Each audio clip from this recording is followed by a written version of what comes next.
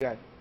حسن بصری رحمہ اللہ کی والدہ جب فوت ہوئی اور انہیں دفن کر دیا گیا تو بہت روئے۔ لوگوں نے کہا عجیب بات ہے، اتنے بڑے امام ہو، اتنے بڑے شیخ ہو، ہمیں صبر کی تلقین کرتے ہو اور خود رو رہے ہو۔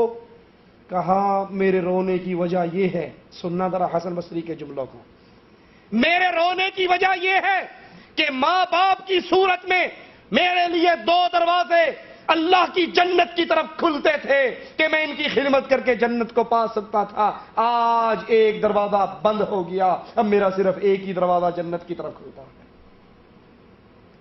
یہ بوڑھے ماں باپ مصیبت نہیں ہے، انگریزوں کی تقلید کرتے ہوئے ان کو اولڈ ہاؤس میں جمع کروانے والوں، ان کو بوڑھے خانے میں پھینک آنے والوں، آج تم ان کے ساتھ یہ سلوک کرو گے، کل تمہاری اولاد تمہارے ساتھ یہ سلوک کرے گی۔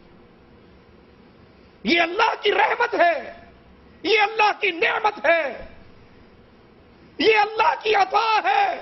حسن بصری کہہ رہے ہیں میری ماں اور میرے باپ کی صورت میں میرے لیے جنت کے دو دروازے کھلے تھے اور ایک کے فوت ہونے سے آج جنت کا دروازہ بند ہو گیا۔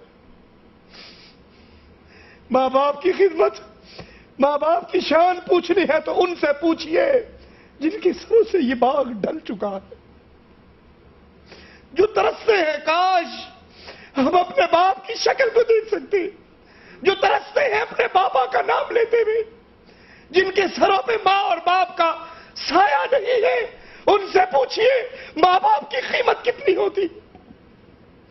حسن بصری کہتے ہیں یہ جنت کے دو دروازے کھلے تھے، میں ماں کی خدمت کر کے، میں اپنے باپ کی خدمت کر کے اللہ کی جنت میں داخل ہو سکتا تھا۔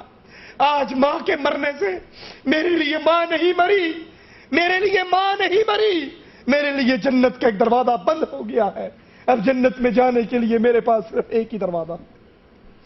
ماں باپ کی موجودگی کو اللہ کی رحمت سمجھیے، اس کو غنیمت جانیے، اس کو غنیمت جانیے۔ اللہ کی قسم کھا کر کہتا ہوں دنیا کی ہر چیز انسان کو مل سکتی ہے، ماں باپ کی نعمت گزر جانے کے بعد دوبارہ نہیں مل سکتی۔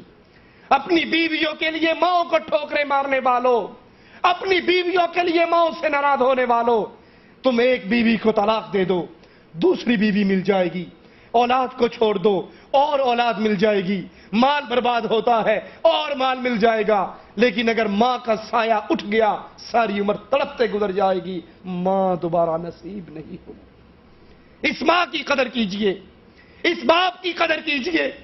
ماں باپ کے لیے اپنے ہاتھوں کو کھولیے، اپنی زبان کو نرم کیجئے، ان ٹوٹے ہوئے رشتوں کو جوڑیے، اور اگر کوئی ماں باپ سے ناراض ہوا ہے یا ماں باپ اس سے ناراض ہیں، ابھی زندہ ہیں، زندگی میں ہیں، اس موقع کو غنیمت جانو، ان سے فون کے ذریعے، خط کے ذریعے معافی مانگ کر ان سے اپنا معاملہ ٹھیک کر لو۔ کیوں؟ یہ ماں باپ یا جنت ہے یا جہنم ہے۔ اگر یہ راضی ہے تو انشاءاللہ جنت کا سفر بڑا آسان ہے، اور اگر یہ ناراض ہیں، اگر ماں باپ ناراض ہیں اور وہ ناراضگی اللہ کے ساتھ کفر اور شرک کرنے کی دعوت پہ نہیں، اپنے حقوق پر ناراضگی ہے کہ آپ ماں باپ کا حق ادا نہیں کرتے، تو پھر سمجھ لیجئے جہنم کا راستہ بہت